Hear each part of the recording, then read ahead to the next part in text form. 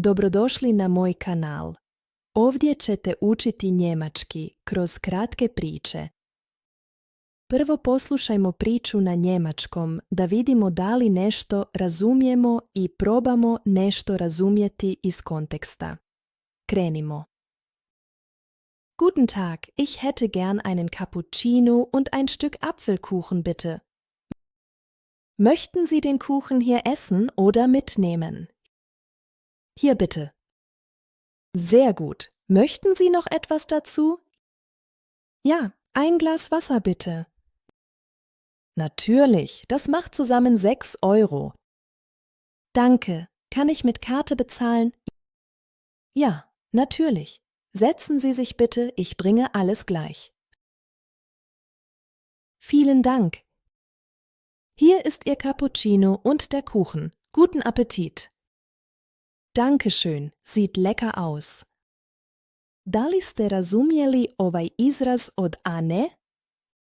Kann ich mit Karte bezahlen? Ako niste, to znači mogu li platiti karticom. Sada poslušajmo istu priču, ali sa prijevodom. Guten Tag, ich hätte gern einen Cappuccino und ein Stück Apfelkuchen, bitte. Möchten Sie den Kuchen hier essen oder mitnehmen? Hier bitte. Sehr gut. Möchten Sie noch etwas dazu?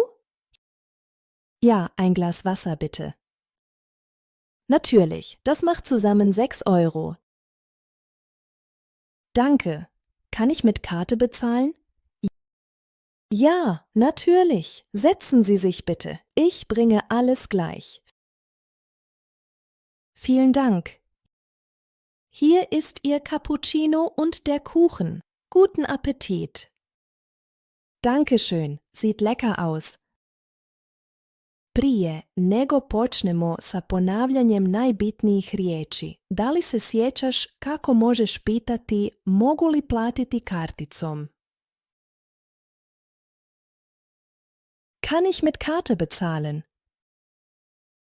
Sada ponovimo najbitnije riječi. Ich hätte gern. Möchten Sie? Mitnehmen, hier essen. Zusammen.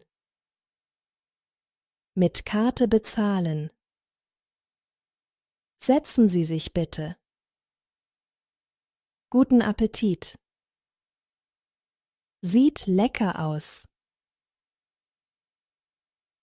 Imate li ideje ili želje za iduću priču? Napišite ih u komentare. Ako ti se svidio ovaj video, pretplati se na kanal i ostavi like. Tako nećeš propustiti nove priče i videa za učenje njemačkog jezika.